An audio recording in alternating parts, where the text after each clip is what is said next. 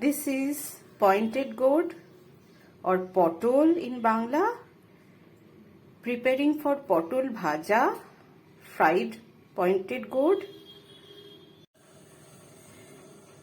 I scraped off the skin, I didn't peel it off, and then sliced it like this. See, the skin is here intact. Here I have scraped off the skin.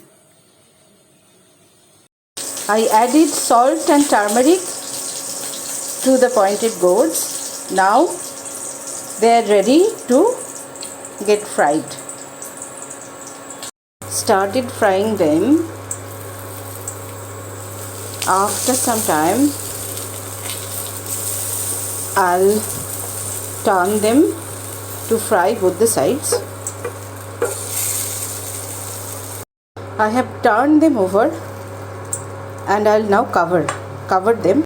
Potol bhaja or fried pointed gourds ready.